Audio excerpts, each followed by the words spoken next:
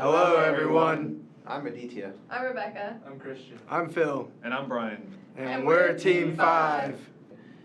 Early in the semester, about mid-September, we were given the task of finding a less than worthy piece of digital text. It's safe to say that we were successful. We were given this task because we have been discussing the importance and value of access and accessibility when it comes to digital text.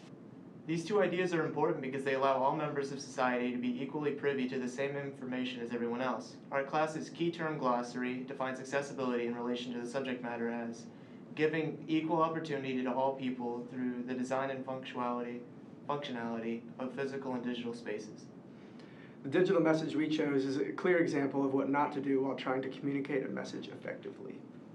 This image is the original text. The original text lacks quality in its layout, type impact, and visual appeal. After reviewing White Space is Not Your Enemy, our group concluded that the digital text fails specifically in the areas of Visual appeal, organization, the use and impacts of colors, too many fonts, trapped negative space, bad bulleting, bulky borders and boxes, as well as the text being found online with no digital component. After finalizing our decision on the problem text, we conducted tests on the usability and functionality of the text. We found that it often took too long for test subjects to find the contact information and location for a specific lodging location. Also, it took unusually long to figure out exactly what message the problem text was trying to convey. Test subjects found that the visual aesthetics of this test were simply non-existent. There were too many words and pictures in a very limited amount of space, various sizes of fonts and images, and the text lacked an observable major focus. After considering the criticisms and concerns the test subjects relayed, we generated 2 different paper prototypes with 2 distinctly different styles. Prototype 1 was a horizontal text with borders around key information. Prototype 2 was vertical in design without as many borders and more streamlined presentation of important information.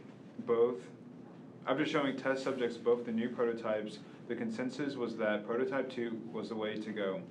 Some of the pros of Prototype 2 were that the phone numbers were centralized and easy to find, the text was not cluttered, and visual aids helped to add to the message.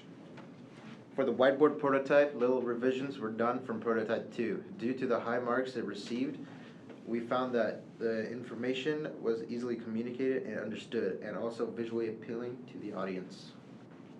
So, based on the good reviews from test subjects on Prototype 2 and the whiteboard prototype, our final product is a version of these 2 examples.